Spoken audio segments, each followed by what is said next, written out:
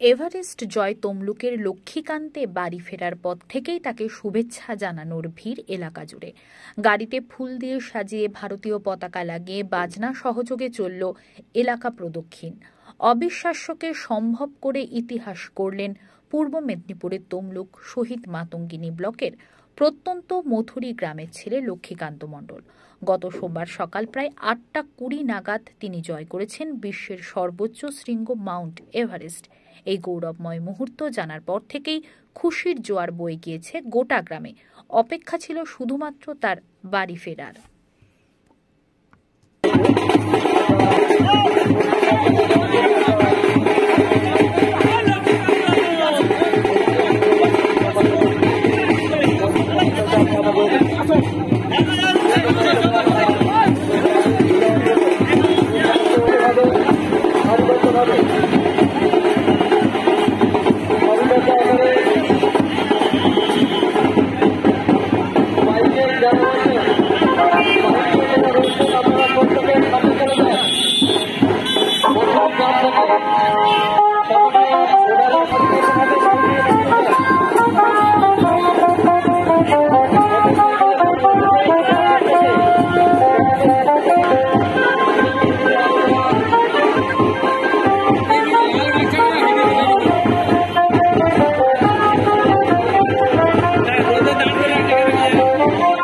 আনন্দের এবং কি বলবেন কতটা কষ্টের? কষ্টেরও নয়, আনন্দেরও নয়, কিন্তু একটা যখন লক্ষ্য নিয়ে যায় কেউ কোনো কাজে, সেই কাজটা যদি আপনি সাকসেস করতে পারেন তো আপনার অবশ্যই ভালো লাগবে। আর বাকি চ্যালেঞ্জিং আছে, এর জন্যই এটা অ্যাডভেঞ্চার স্পোর্টস আর মাউন্টেনিয়ারিং অ্যাডভেঞ্চার স্পোর্টসের মধ্যে অন্যতম। এছাড়াও sky diving, scuba diving, bike riding অনেক কিছুই আছে, কিন্তু মাউন্টেনিয়ারিং ওই জন্যই জনপ্রিয়। মাউন্টেনিয়ারিংয়ে অ্যাডভেঞ্চার এটা অনেকটাই বেশি। কিন্তু এইটা মনের মধ্যে কবে থেকে এসেছিল? মনের মধ্যে কবে থেকে নয়, আমি 2018 সালে first basic mountaineering course Darjeeling HMI থেকে আমি করেছিলাম। তারপরে 19 সালে অ্যাডভান্স মাউন্টেনিয়ারিং কোর্স করেছিলাম। তো অ্যাডভান্স লেভেল আছে 3-4টি।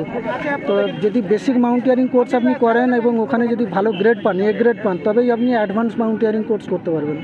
অ্যাডভান্স মাউন্টেনিয়ারিং কোর্সে আবার A গ্রেড পেলে তবেই আপনি সার্চ অ্যান্ড রেস্কিউ বা MOI method of instruction course আপনি করতে পারবেন।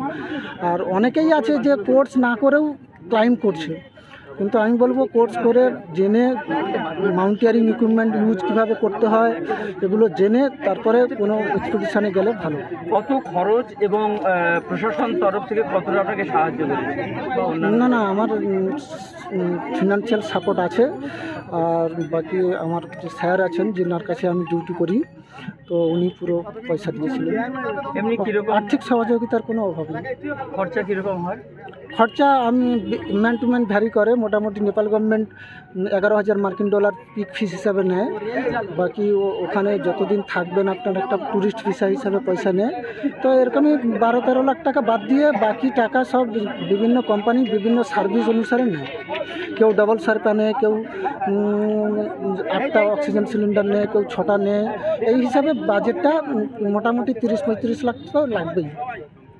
জয় করার পরে কিরকম আনন্দ হচ্ছিল?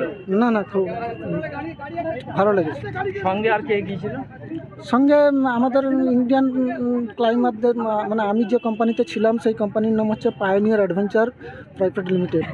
তো ও কোম্পানির সঙ্গে আমাদের ইন্ডিয়ারও 3-4টে কোম্পানি আছে। ইন্ডিয়া হেইগ আছে, বিকার অ্যাডভেঞ্চার আছে, বহুত কোম্পানিস আছে। তো আমাদের কোম্পানিগুলো বিদেশে গিয়ে তো ব্যবসা করতে পারবে না, তো ওই দেশের কোম্পানির সঙ্গে টাই আপ করা আছে। তো আমি ওই দেশের কোম্পানি সিধে পায়োনিয়ারের সঙ্গে অ্যাডভেঞ্চার কন্ট্যাক্ট করে গিয়ে